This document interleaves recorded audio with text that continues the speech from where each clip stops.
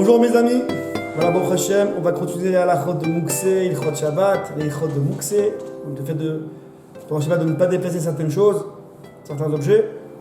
Nous sommes dans la catégorie donc numéro 2 qui s'appelle Keli Shemel Arto Leisur. Donc on n'a pas le droit de déplacer un Keli dont sa fonction c'est de faire un Isur, comme un marteau, un stylo, des ciseaux. Par contre, si donc on a un tzorer goufo, on a besoin du Keli lui-même pour casser la noix, on a besoin du makom, tzorer mekomo, de l'endroit où il est déposé, là je pourrais déplacer le Keli, soit pour l'utiliser lui-même, casser la noix, soit pour libérer la place du makom. C'est ce qu'on a vu jusqu'à présent. Ok. Maintenant, qu'en est-il si quelqu'un, donc, effectivement, il a besoin de la place. Donc, je prends un cas concret. Nous sommes dans le salon. La table de Shabbat, il y a là-bas un ciseau, un stylo, un marteau, et il peut commencer à mettre la table. Ça dérange. Ah, pourquoi le stylo est là-bas? Je sais pas, on va savoir. En tout cas, le stylo il est là-bas maintenant. C'est Shabbat, on appelle le temps de ranger avant Shabbat, etc. Bah, on arrive vendredi soir, il y a le stylo. Alors, attention. Il y a le stylo, c'est pas une pierre. C'est pas quelque chose qui ne sert à rien. C'est un ustensile, mais c'est un marteau donc c'est un ustensile. Ah, je réfléchis, donc si c'est Tzorer Mekomo, j'ai besoin de l'endroit, je peux déplacer. Donc, je vais maintenant ici mettre les assiettes de Shabbat, je vais faire la table, j'ai besoin du makom de l'endroit, je peux déplacer le stylo, ou le marteau, ou le ciseau, pour libérer l'endroit. Ok. Maintenant, une fois que je l'ai en main, voilà, le stylo, je l'ai en main. Alors, donc la table, elle fait 2 mètres, ouais. Je dépasse les 2 mètres de la table. Ça y est, je dois le poser. Parce que moi, ce que je voulais, c'était libérer la table. Ça y est, j'ai libéré la table. La halakha, c'est que non. On dit la halakha que non. Une fois que tu l'as en main, parce que tu pouvais l'avoir en main, soit parce que tu as besoin de lui-même, soit parce que tu as besoin de l'endroit. Donc une fois que tu l'as en main, après tu peux le déposer là où tu veux. Même si tu changes de chambre, tu passes de salon, si déjà tu l'as en main, tu veux le remettre à sa place. Donc tu veux rentrer dans une chambre, le déposer là-bas dans un tiroir ou quelque part. Donc tu vas passer d'un salon à la chambre, c'est pas grave, c'est autorisé. Du fait que tu l'avais déjà en main, parce que tu as dû libérer l'endroit, une fois que tu l'as en main, tu peux aller là où tu veux. Attention, tu ne pourras pas t'arrêter. Si tu l'as en main, tu t'arrêtes, c'est comme si tu l'as déjà posé. Ça veut dire que je reprends à la base. Si tu l'as en main, tu le déposes, c'est fini. Tu ne peux plus le reprendre. Une fois que tu l'as déposé, c'est fini. Mais même quand tu avances en main et tu t'arrêtes, c'est comme si tu l'as déposé. Donc il faut l'avoir en main, ne pas s'arrêter jusqu'à arriver à la destination. Même si la destination elle est dans une autre chambre, donc je fais pas mal de pas, pas mal de mètres, c'est pas grave. Du moment que je l'ai en main, je ne l'ai pas déposé, je ne me suis pas arrêté, je continue, je peux aller là où je veux, à son endroit initial.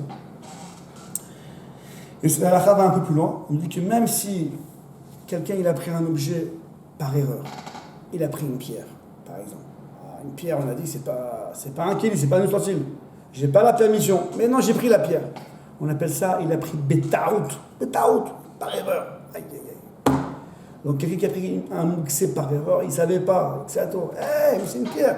Et alors, ça se voit, je savais pas. Il savait pas, il a pris par erreur. Eh ben, c'est le même principe. Tant qu'il a dans la main, même s'il a pris par erreur. Le premier cas qu'on a vu ensemble, c'est qu'il a pris béter. Il a pris avec permission, parce que c'était un ustensile, il peut, pour lui-même, pour l'endroit, mais là, c'est une pierre, il n'y a aucune permission. Mais c'est par erreur. Ça arrive, des erreurs. C'est le même principe. Une fois, tant qu'il l'a en main, il n'est pas obligé de le lâcher sur place, il peut aller jusqu'à l'endroit qu'il a besoin. Toujours pareil, il ne faut ni le déposer et le reprendre, non. Il faut le garder en main, ni s'arrêter, parce que s'arrêter, c'est comme si en fait on l'a déposé. Il faut continuer et l'amener jusqu'à l'endroit où on veut. Quand une dernière chose sur ce sujet de Keli Shemel Arto Leisur, donc on a dit que si on a un besoin de lui-même, je veux casser des noix, j'ai besoin du marteau lui-même, ou alors j'ai besoin de l'endroit, je peux déplacer. Maintenant, qu'en est-il si je peux me débrouiller différemment? J'ai un marteau, c'est vrai, mais j'ai autre chose qui est aussi comme le marteau, qui est aussi lourd, qui peut casser la noix. Alors dans ce cas-là, c'est vrai que j'ai la permission de casser la noix avec le marteau. Donc je peux déplacer le marteau pour casser la noix. Tu saurais qu'il faut. C'est vrai. Mais si tu peux faire différemment, c'est dommage. Pourquoi déplacer un mukse si tu peux faire différemment? Alors si ça demande un effort, je ne parle pas d'aller chez le voisin pour chercher un casse-noix. c'est pas la peine d'aller jusqu'à là. C'est sûr que le gars, la personne n'a pas de casse-noix, pas la peine d'aller chez le voisin. Un casse-noix, c'est pas grave. Mais maintenant, à la maison, si facilement, tu peux te débrouiller sans utiliser le mouxé, alors on utilise autre chose.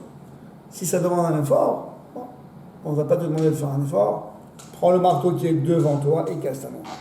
Ouais. Mais encore une fois, si la personne de manière facile peut se débrouiller, ouais, peut trouver une solution sans le mouxé, casser une noix avec autre chose qui est facilement trouvable dans la maison.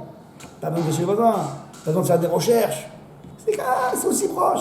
C'est peut-être moins proche que le marteau, mais c'est à côté. Alors c'est dommage. Prends l'autre chose qui est moutard, qui n'est pas mouxé, casse ta noix. Si maintenant c'est un peu plus loin, il faut faire un effort, il faut faire des recherches et tout, bon, ne te casse pas la tête, prends ton marteau, prends le marteau et casse la noix. Voilà, donc le éther de qui chez la position, le tsar goufo, si j'ai le choix facilement, je n'utilise pas ça, je prends la chose qui est facile, je prends l'objet qui est moutard. Si ça commence à devenir un petit peu compliqué, un petit peu dérangeant, là je peux prendre, comme on a dit, le mouxé, si c'est un qui est liché belarto et sourd, et le dépasser pour lui-même, par exemple pour casser la noix. Voilà, demain on continue, Bézat Hachem, comme tout votre journée.